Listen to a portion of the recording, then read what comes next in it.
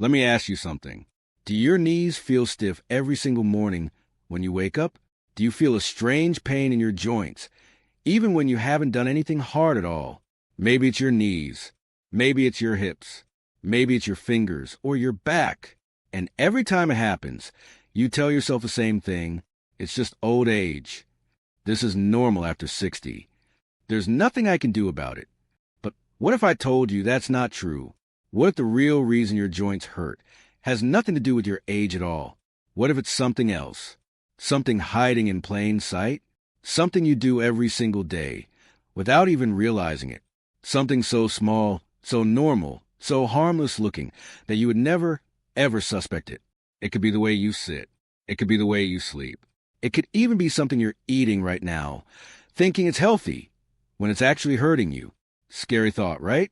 Here's the truth. Your joints don't just wear out because of age. They break down because of small, silent habits. Habits that build up day after day, year after year, until one morning you wake up and the pain is just there. And the worst part? Most people never even realize what's causing it. They blame their age. They accept the pain. They stop moving. They stop enjoying life the way they used to. But it doesn't have to be that way. Today, I'm going to reveal 7 hidden habits that are quietly destroying your joints after 60. Things that seem completely normal, but are secretly working against you every single day. And I promise you, by the time we get to number 5, you're going to be shocked, because it's something almost everyone does. Something you probably never connected to joint pain at all. But I'm not just going to tell you the problems. I'm also going to tell you exactly how to fix each one. Simple, easy, things you can start doing today. So if you care about your knees, your hips, your hands, your freedom to move, walk, and live without pain, then stay with me until the very end.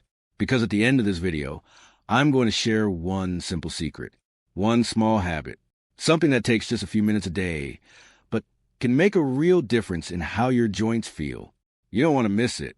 Let's begin with number 1. Point 1, sitting too much. Let's start with number 1. And this one might surprise you because it feels so harmless. Sitting too much. I know what you're thinking. I just sit and relax. How can that hurt my joints? But here's the truth. Your joints are not like a chair or a table. They are alive. They need movement to stay healthy. Inside every joint, there is something called synovial fluid. Think of it like oil in a machine. It keeps your joints smooth. It keeps them moving without pain. But here's the problem. That fluid only moves when you move. When you sit for too long, hours in front of the TV, hours reading, hours just resting in a chair, that fluid stops circulating the way it should. Your joints slowly become dry, stiff, tight, and that's when the pain begins. Think about this. Have you ever sat for a long time, and then when you try to stand up, your knees feel locked, like they don't want to move? That's not just getting older. That's your joints telling you they need movement. And here's what makes this even more dangerous.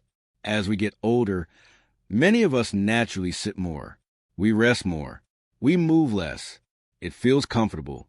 It feels safe. But that comfort is quietly working against you. The less you move, the stiffer you become.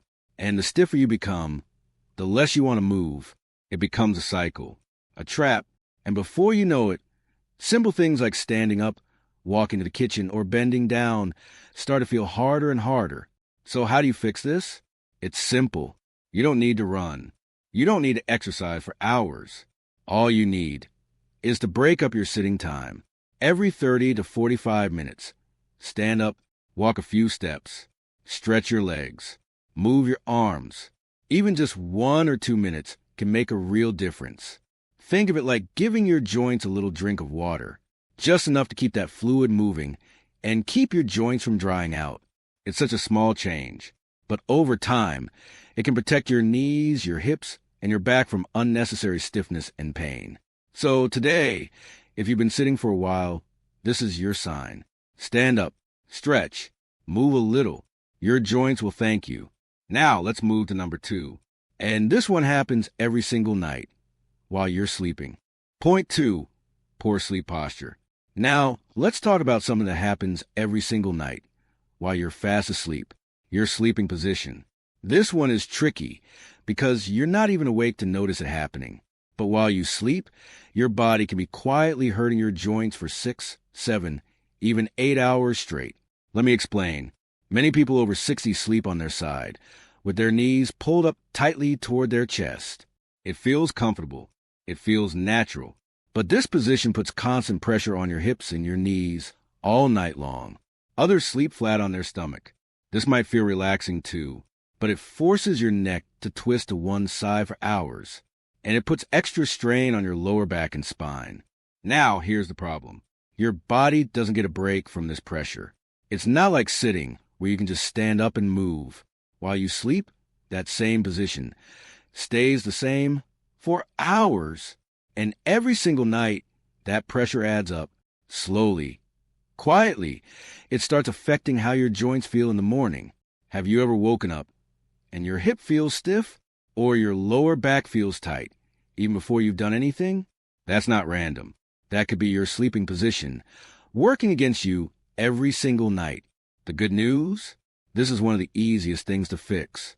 If you sleep on your side, try placing a pillow between your knees. This keeps your hips aligned properly and takes the pressure off your joints. If you sleep on your back, try placing a small pillow under your knees. This helps keep your spine in a natural position and reduces pressure on your lower back. And if you sleep on your stomach, try to slowly train yourself to sleep on your side or back instead.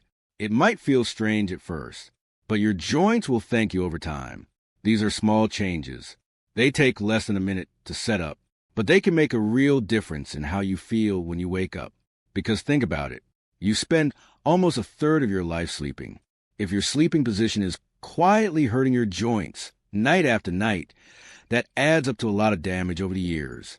So tonight, try this. Add a pillow. Adjust your position. Give your joints the support they need, even while you rest. Now, let's move to number 3. And this one might be hiding in your kitchen right now. Point 3, not drinking enough water. Now, let's talk about something hiding in plain sight. Something so simple, most people never think about it at all.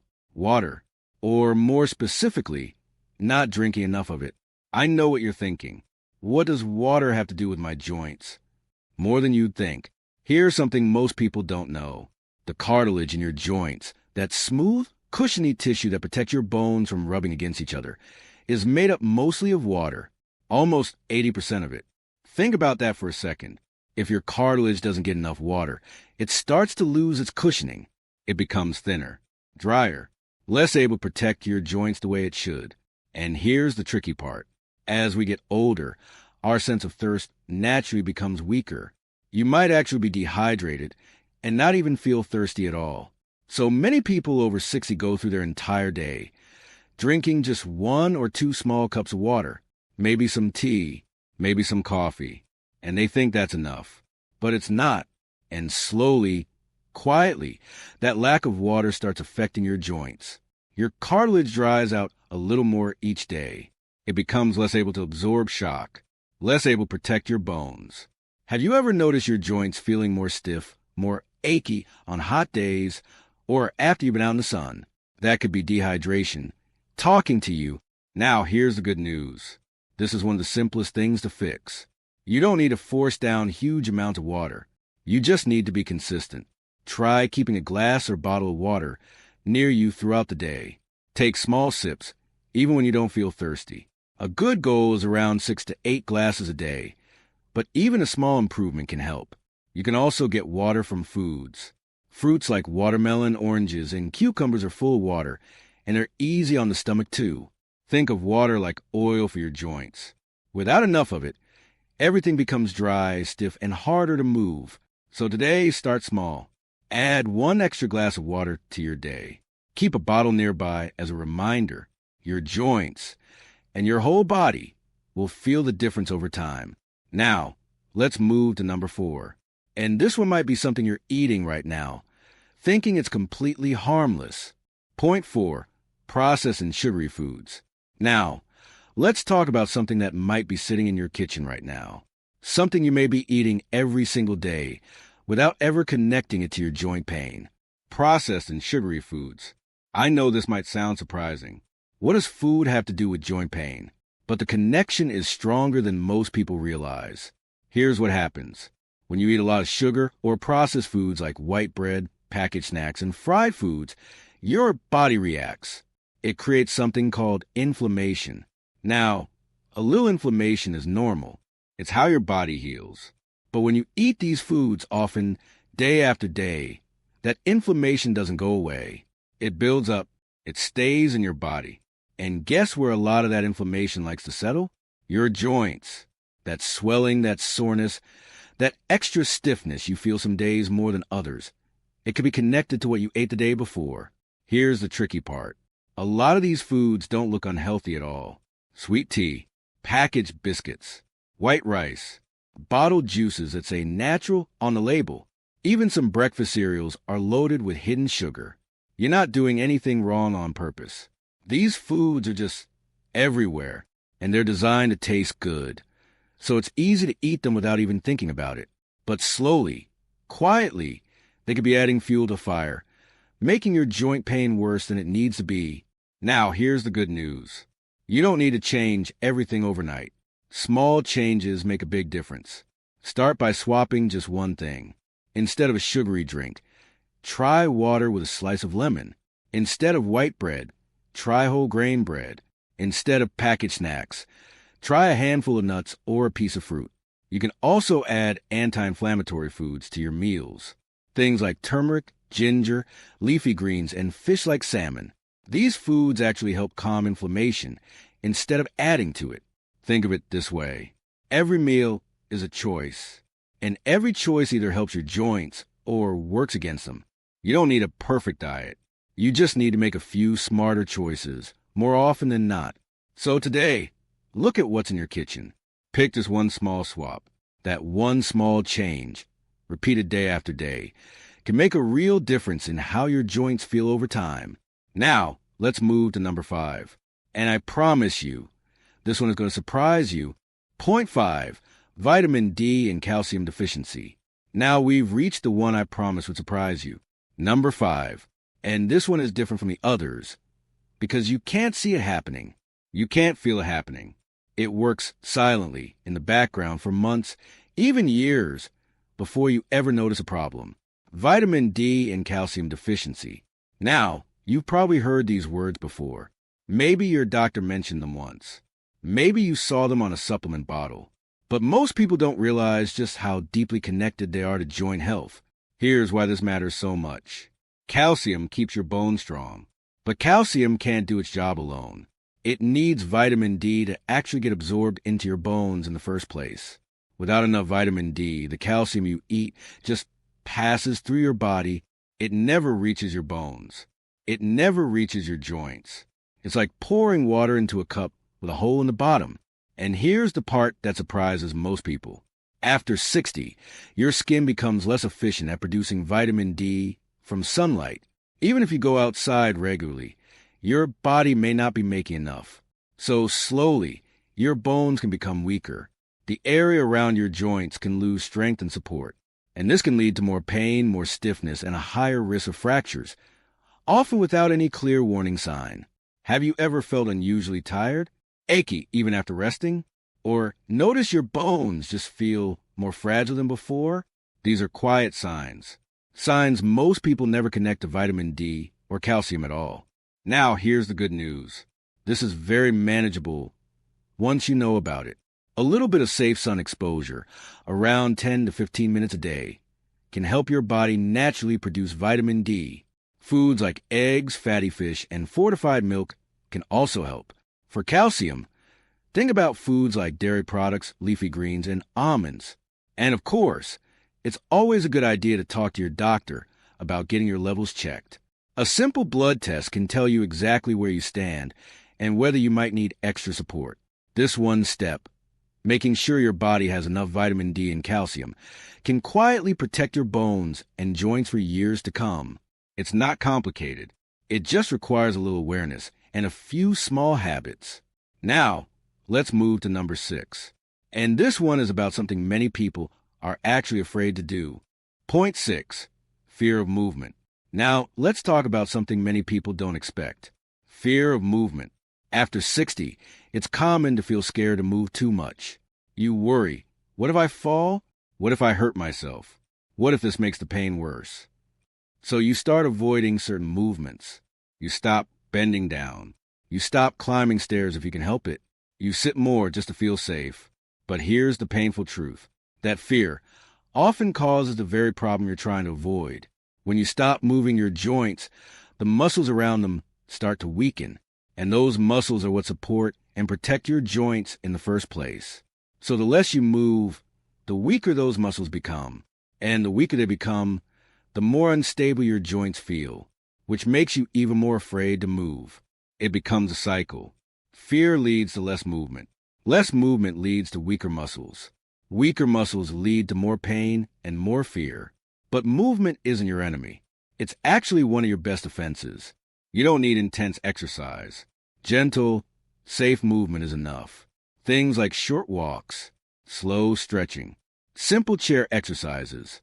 Even standing up and sitting down a few times a day helps build strength. The key is starting small and staying consistent. Think of your joints like a door hinge. If it never moves, it becomes stiff and rusty. But with regular, gentle use, it stays smooth and strong. So don't let fear keep you still. Start slow. Move a little each day. Your body was made to move, and it needs that movement to stay strong. Now, let's move to number 7. The final one, and maybe the most important. Point 7. Ignoring small pain for too long. And now, we've reached number 7. The final one, and in many ways, the most important. Ignoring small pain. Think about this. How many times have you felt a little ache in your knee or a small twinge in your hip and just brushed it off? You told yourself, it's nothing. It'll go away on its own. And sometimes it does, but often it doesn't. Small pain is your body's way of sending you a warning, a quiet signal that something isn't right. Maybe it's early inflammation. Maybe it's a small imbalance in how you're moving. Maybe it's a beginning of something bigger. But when that small pain gets ignored again and again, it doesn't just disappear. It often grows. What started as a minor ache can slowly turn into chronic pain, something that becomes much harder to treat. Here's the problem. Many people wait until the pain becomes severe before they take it seriously. By then, the damage has often already been building for a long time. So what should you do instead? Pay attention. If a small pain lasts more than a few days or keeps coming back, don't ignore it. Mention it to your doctor. Small, early action can prevent a much bigger problem down the road. You don't need to panic over every little ache, but you also shouldn't stay silent about pain that keeps returning. Your joints are trying to tell you something. The sooner you listen, the better chance you have of protecting them for years to come. And that brings us to the end of our list. But before you go, I promise you one simple secret. Something that can start protecting your joints. Starting today, here it is. The one simple secret I promise you.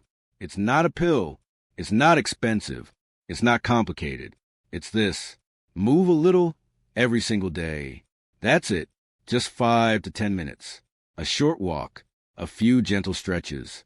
Standing up and sitting down a few times. Because everything we talked about today comes back to this one thing. Movement keeps your joints lubricated. It keeps your muscles strong. It keeps your bones healthy. You don't need to change your whole life today. Just start with 5 minutes. Tomorrow, maybe 7. Small steps add up to a big difference over time. So there you have it. 7 hidden habits that could be quietly hurting your joints and simple ways to fix each one. Which one surprised you the most? Let me know in the comments below. If this video helped you, please like it and subscribe for more simple, real health tips every week. Take care of your joints. Take care of yourself. I'll see you in the next video.